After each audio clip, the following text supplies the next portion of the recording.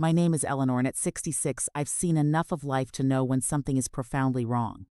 Nothing, however, prepared me for the day my world shattered, then rebuilt itself on a foundation of unimaginable betrayal. It began at Arthur's funeral, the quietest, most desolate day of my existence. As I stood by his grave, a text message from an unknown number buzzed on my phone, chilling me to the bone. "I'm alive. That's not me in the casket." My hands trembled as I typed a reply. "Who is this?" The answer that came back left me breathless. "I can't say. They're watching. Don't trust our sons." My soul split in two. I looked at Julian and Leo, my boys, standing beside the coffin. Their faces, usually so expressive, were strangely calm. Their tears seemed forced, their hugs as cold as ice. Something was terribly, terribly wrong. For 42 years, Arthur had been my anchor, my refuge, my reason for living.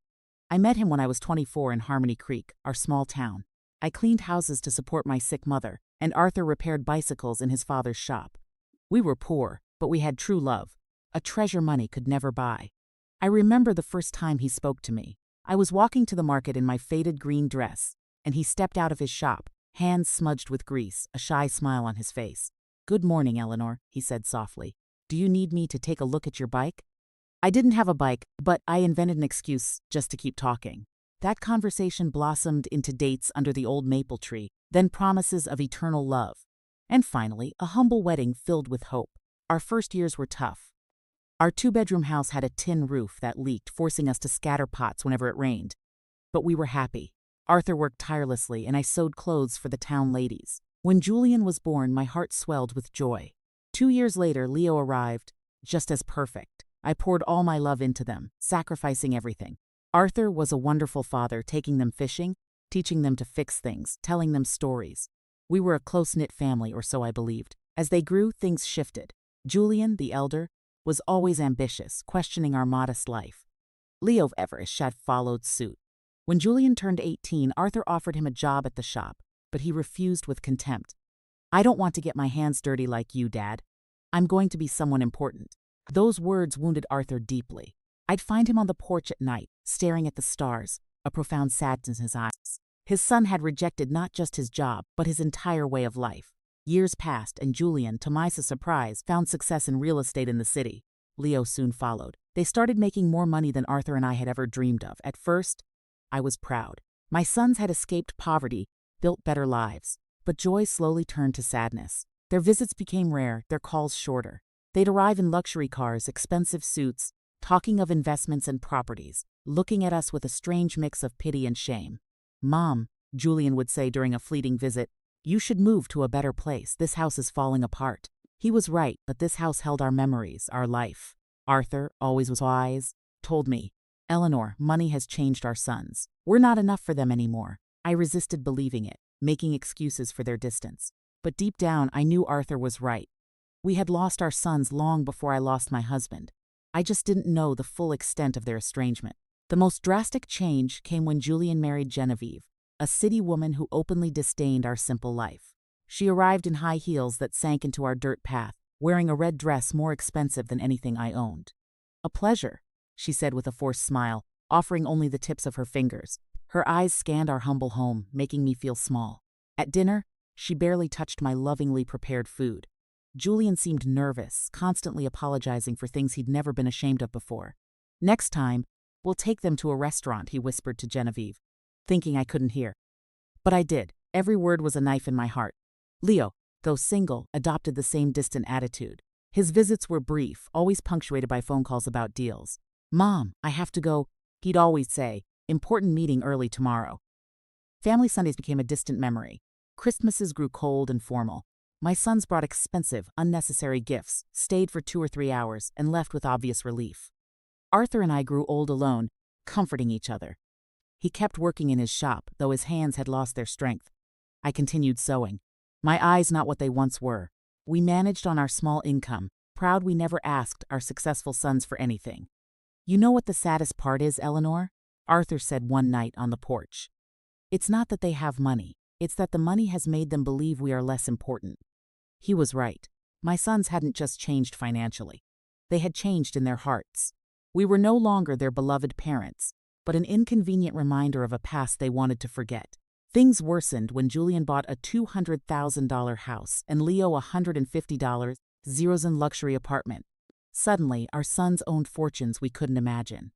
You should sell this house and move into a nursing home, Genevieve suggested during one of her rare visits. There are some very nice places for people your age. You'd be more comfortable. A nursing home? After 40 years of building our home, raising them with so much love, they wanted to send us away? We don't need a nursing home, Arthur replied with dignity. We're fine here, but I saw the look Julian gave Genevieve. Then came the day Arthur died. The official story was a workplace accident, an explosion at his shop.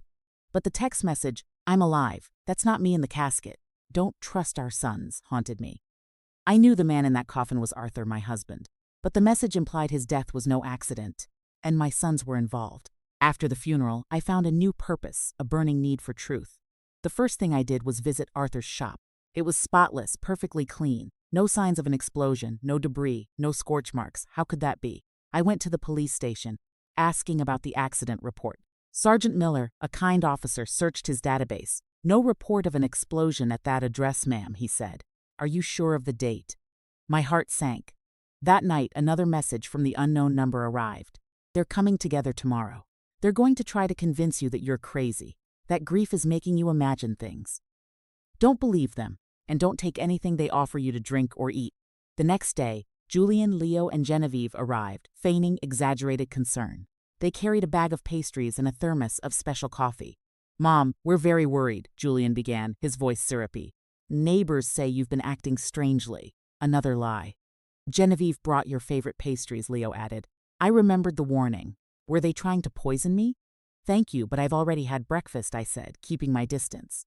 "Mom," Julian said, sitting closer, "Leo and I have consulted some doctors about your recent behavior. The strange questions, the visits to the police station. It's common for older people to develop paranoia after losing a spouse." Paranoia? They were calling me crazy for uncovering their lies. "I'm not paranoid," I stated firmly. "I'm asking questions I should have asked from the beginning. Like why there's no police report of your father's supposed accident. Like why the shop is perfectly clean if there was an explosion. Like why you withdrew $12,000 from our account without telling me." The silence was deafening. Panic flickered across their faces. Leo stammered. "Dad withdrew that money for secret repairs, a surprise for you," Julian added. "He wanted to remodel the house for your birthday." Lies. Where were the workers, the materials? Sergeant Miller had been clear. Any serious workplace accident required a report. "Mom," Genevieve intervened, her voice sickeningly sweet. "We just want to take care of you. That's why we think it would be best if you move to a specialized care home, a nursing home." "For people going through complicated grief," Julian corrected. "They have psychologists, nurses, activities. And in the meantime," Leo added, "we can take care of selling the house, managing the insurance money, all those complicated things." There it was, their full plan. Declare me mentally incompetent, commit me, and take all my money. First, they murdered Arthur for the insurance, and now they wanted to rob me too. "And if I refuse?" I asked. Julian's smile sent a chill down my spine. "Why would you refuse? We only want what's best for you. Because this is my house. I built my life with Arthur here. I raised you here." "Mom," Leo sighed dramatically. "You can't live in the past forever. Dad is gone. You have to accept it and move on." "I have accepted it, but that doesn't mean I'm going to give away my life and my money." The mask of concern cracked. Julian stood abruptly. "Very well. If you won't listen to reason, we'll have to take more drastic measures. We can start a legal process to declare you mentally incompetent. We have witnesses to your erratic behavior. We have testimony from doctors who confirm you are suffering from senile paranoia." "Doctors? What doctors?" I hadn't spoken to any doctor about my mental state. "Dr. Miller has already signed a preliminary report," Leo claimed. Suddenly, a voice spoke from the doorway. "Dr. Miller isn't a psychiatrist, and he certainly hasn't signed any report about Mrs. Sterling's mental health." My mysterious texter, Vincent, walked in, a detective I'd secretly contacted. He had been quietly investigating for weeks. My sons froze. Vincent laid out the evidence. Arthur's life insurance policy, recently increased, and naming Julian and Leo as beneficiaries. The $12,000 withdrawal, traced to a shell company owned by Julian. The lack of an explosion report. A witness who saw Julian and Leo leaving the shop just before the supposed accident. The true cause of Arthur's death, not an explosion, but a blow to the head, covered up to look like an accident. My sons were arrested. The trial was agonizing. Julian and Leo, my own children, stood accused of murdering their father for money. "Genevieve, though not directly involved in the murder, was implicated in their scheme to defraud me. The jury found them guilty. Julian and Leo received life sentences. Genevieve was sentenced for fraud. The aftermath was a blur of grief, relief, and a profound sense of emptiness. My sons wrote letters from prison, begging for forgiveness.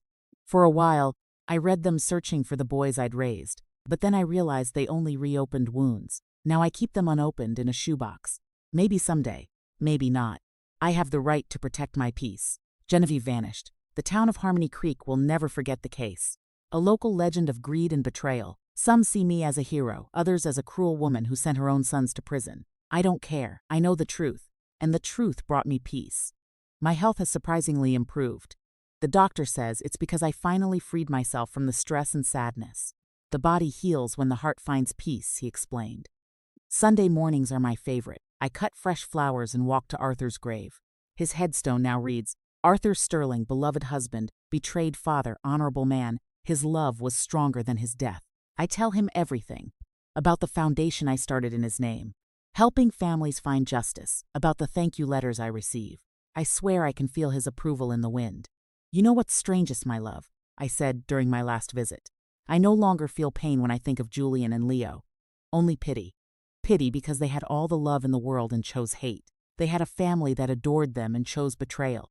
They had the chance to be honorable men like you, and they chose to be murderers. Last week, a reporter asked if I had a message for others. Family is not an excuse for crime, I replied. Love is not blind. Love with boundaries is true love. If someone who claims to love you is capable of harming you for money or convenience, that person does not truly love you. And it is never, ever too late to seek justice, no matter who the culprit is. This year, on the 5th anniversary of Arthur's death, I held a ceremony. Over 200 people came. It was beautiful to see how his death, which began as a tragedy, had become a force for good. Vincent gave a moving speech. Arthur Sterling died because of his son's greed, but his legacy lives on in every family that finds justice thanks to his wife's courage. Evil tried to destroy their story, but good turned it into hope for others. At night, I sometimes look at old photographs of Julian and Leo as children. I cry for those innocent boys who existed before greed corrupted them, but I no longer cry for the men they became. Those men chose their destiny. My story became bigger than my personal tragedy. It became a symbol that justice is possible, even from the most unexpected sources. A 66-year-old widow proved that truth is more powerful than lies, that true love is stronger than betrayal, and that it is never too late to do the right thing. Tomorrow is Wednesday. Vincent will come for coffee, as always. I'll make his favorite cake and tell him about the thank you letters that arrived this week. Afterwards, we'll work in the garden, planting new flowers for spring. Life goes on simpler but more authentic than before. I've learned that true family isn't about shared blood, but shared values, mutual respect, love that never turns to harm. Arthur, wherever you are, I hope you know that I kept the promise I made to you beside your grave that terrible day. I found the truth, I sought justice, and I turned our pain into hope for others. Your death was not in vain, my love.